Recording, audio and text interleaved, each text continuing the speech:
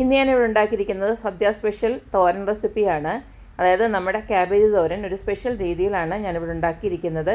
ഒട്ടുമേ കുഴഞ്ഞു പോകാതിരിക്കാനുള്ള ട്രിക്കൊക്കെ ഞാൻ പറഞ്ഞു തരുന്നുണ്ട്. അപ്പോൾ നമുക്ക് ഈ ഓണം സ്പെഷ്യൽ ആയിട്ടുള്ള ക്യാബേജ് തോരൻ എങ്ങനെയാണ് ഉണ്ടാക്കുന്നതെന്ന് നോക്കിയിട്ട് വരാം.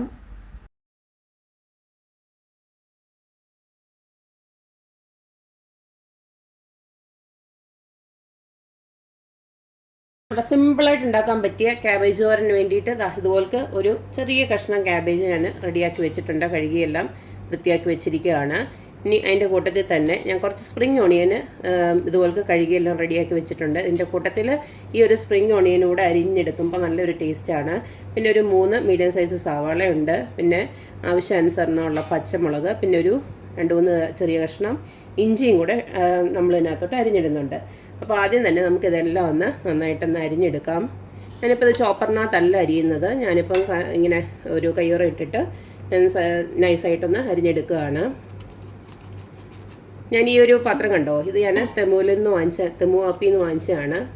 നല്ലൊരു യൂസ്ഫുൾ ആയിട്ടുള്ള പാത്രമാണ്. നമുക്കിതുപോലക്ക് മാവ് കഴിക്കാനോ അതുപോലെ തന്നെ നമുക്ക് ഇങ്ങനെ പച്ചക്കറിയൊക്കെ അരിഞ്ഞെടുക്കാനൊക്കെ അരിഞ്ഞെടുക്കാനും ഒക്കെ നല്ലൊരു പാത്രമാണ്. നല്ല വലുപ്പമുണ്ട്. നമുക്ക് വിശാലമായിട്ട് എല്ലാം റെഡിയാക്കി എടുക്കുകയും ചെയ്യാം. എനിക്കിഷ്ടപ്പെട്ടു.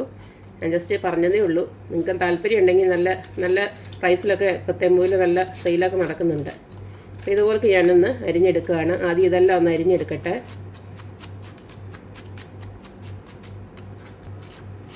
ഞാൻ ആദ്യം ഇതൊന്ന് അരിഞ്ഞെടുത്തിട്ട് വരട്ടെ. അപ്പോൾ ക്യാബേജ് എല്ലാം ഇതുപോലെ നല്ല നൈസായിട്ട് തന്നെ ഞാൻ അരിഞ്ഞെടുത്തിട്ടുണ്ട്. ഇനി നമുക്ക് ഈ സ്പ്രിംഗ് ഓണിയൻ ഉണ്ടല്ലോ, അതും ഇതുപോലെ നല്ല കുഞ്ഞായിട്ട് അരിഞ്ഞെടുക്കാം. ഇങ്ങനെ മൊത്തം അരിഞ്ഞെടുത്ത് വെച്ചാൽ മതി.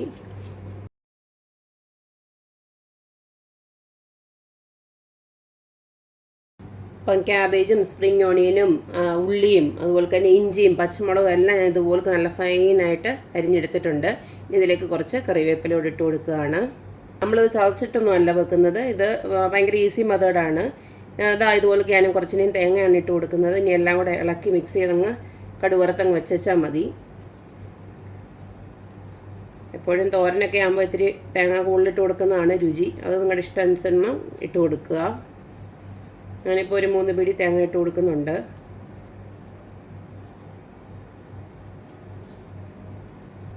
ഇനി ഇതിലേക്ക് നമുക്ക് ആവശ്യത്തിനുള്ള ഉപ്പിട്ട് കൊടുക്കാം. ഒരു 3/4 ടീസ്പൂൺ ഉപ്പിട്ട് കൊടുക്കുകയാണ്. അതുപോലെ തന്നെ കുറച്ച് മഞ്ഞൾപ്പൊടി, ഒരു 1/2 ടീസ്പൂണോളം മഞ്ഞൾപ്പൊടി ഇട്ട് കൊടുക്കാം. ഇതെല്ലാം കൂടെ നമുക്ക് നന്നായിട്ടൊന്ന് മിക്സ് ചെയ്യാം.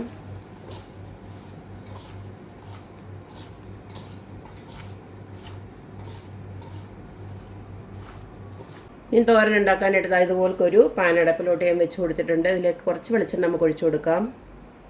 എണ്ണ ചൂടായി വരുമ്പോൾ കുറച്ച് കടുകിട്ട് പൊട്ടിക്കാം. കടുക് ഇതുപോലൊക്കെ പൊട്ടി വരുന്നുണ്ട്. നമുക്ക് നേരത്തെ റെഡിയാക്കി വെച്ചിരുന്ന തോരൻ മിക്സ് ഉണ്ടല്ലോ, അങ്ങോട്ടിടാം.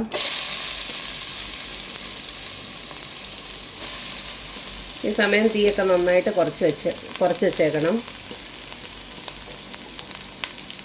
ഇതിനകത്ത് നമുക്ക് വെള്ളമൊന്നും ഒഴിച്ചു കൊടുക്കേണ്ട കാര്യമൊന്നുമില്ല. കാരണം ഇതൊന്നും അധികം വേവുള്ള ഒന്നുമില്ല നമ്മൾ ഇതിനകത്ത് ഇട്ട് കൊടുത്തതിനകത്ത്. ജസ്റ്റ് ഒരു ആവി കയറുമ്പോഴേ നമ്മുടെ തോരൻ റെഡിയായി കിട്ടും.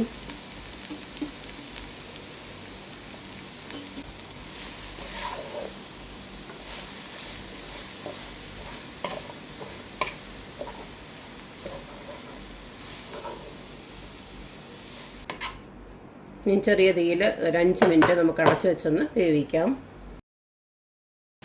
ഇപ്പോൾ ഒരു 5-6 മിനിറ്റ് കഴിഞ്ഞപ്പോഴത്തേനും നമ്മുടെ ക്യാബേജൊക്കെ ഇതുപോലക്ക് വെന്ത് വന്നിട്ടുണ്ട്. കണ്ടില്ലേ, ഒന്നും കുഴഞ്ഞു പോയിട്ടില്ല. ഇങ്ങനെ വെക്കുന്നുണ്ട്. ഇങ്ങനെ നമ്മൾ ചോപ്പറിനകത്ത് അരിയുന്നതിന് വരെ ഇങ്ങനെ കൈകൊണ്ട് അരിയുന്നുണ്ട്. ഇങ്ങനെ അധികം കുഴഞ്ഞൊന്നും പോകത്തില്ല.